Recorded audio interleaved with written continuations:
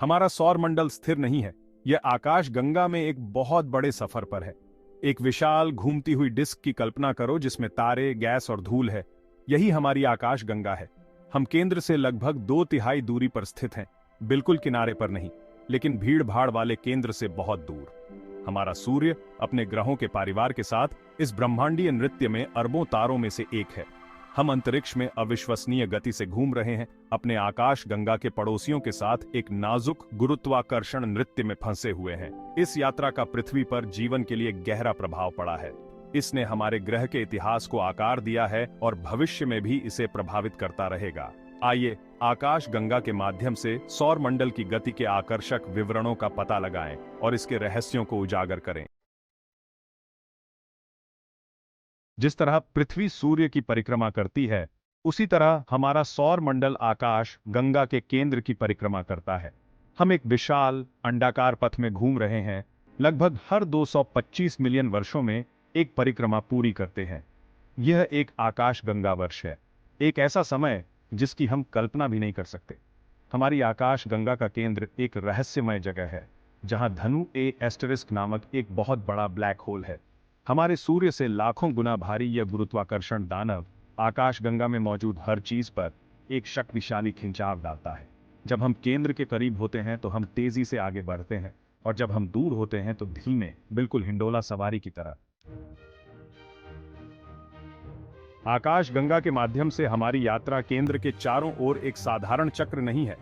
सर्पिल भुजाओं वाली एक डिस्क की कल्पना करो, यही हमारी आकाश गंगा है।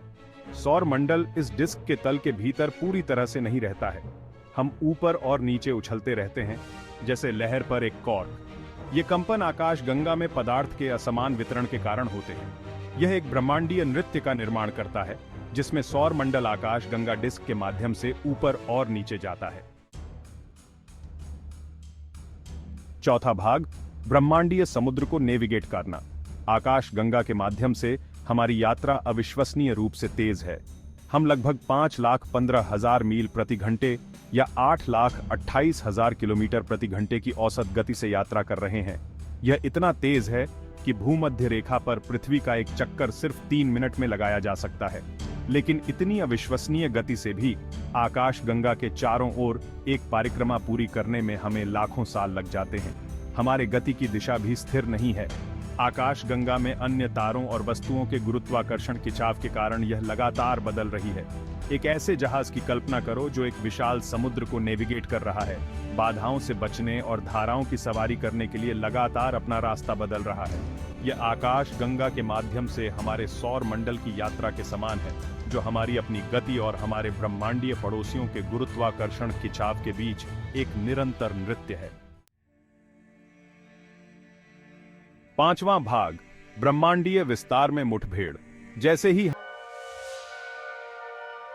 छठा भाग, डार्क मैटर का अनदेखा हाथ। जबकि हम आकाश गंगा में दृश्यमान पदार्थ का निरीक्षण कर सकते हैं, एक अदृश्य शक्ति काम कर रही है जो हमारी आकाश गंगा को आकार देती है और हमारी यात्रा को प्रभावित करती है। Dark matter. यह रहस्यमय पदार्थ प्रकाश का उत्सर्जन, अवशोषण या परावर्तन नहीं करता है, जिससे यह हमारे दूरबीनों के लिए अदृश्य हो जाता है।